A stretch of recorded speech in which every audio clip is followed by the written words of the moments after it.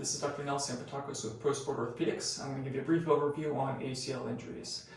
So the ACL is one of four stabilizing ligaments in the knee, and it runs from the femur to the tibia, and it's this band of tissue right here, and helps protect against abnormal rotation or movement of the tibia on the femur.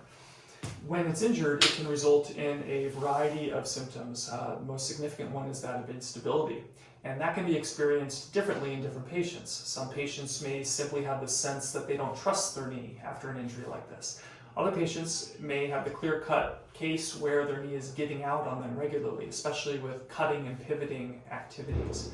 So based on the severity of those symptoms, as well as the presence or absence of associated injuries, such as injuries to the cartilage surfaces, injuring the menisci, or damaging other ligaments or tendons around the knee, we may recommend surgery or a trial of physical therapy or rehab.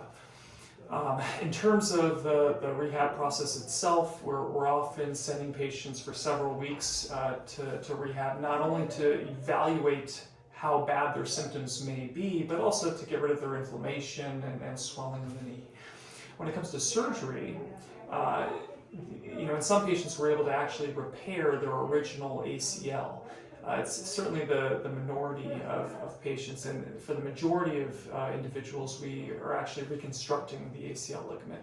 And that essentially implies that we're using new tissue to replace the old ligament. We have to make a decision with the patient on a case-by-case basis what tissue we're going to use. And there are several graft options, each of which have their own risks and benefits. Although I am trained and do perform ACL reconstruction using all of the graft options, my preferred approach is to use the quadriceps tendon graft.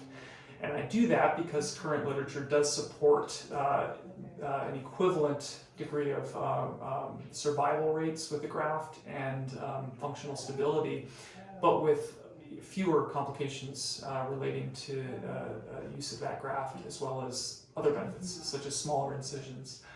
Surgery itself is outpatient day surgery, so that folks go home the same day.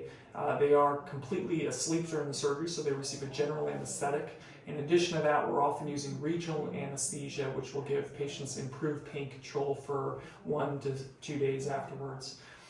If the ACL is the only structure that's been injured, then patients will often not require a brace after surgery. We let them weight bear as tolerated with crutches. And physical therapy is essentially a twice-weekly process that will last sometimes up to 6 months or so.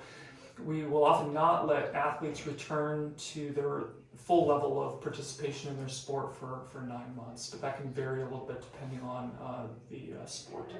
So if you have any further questions, please feel free to come in and chat with us more. Take care.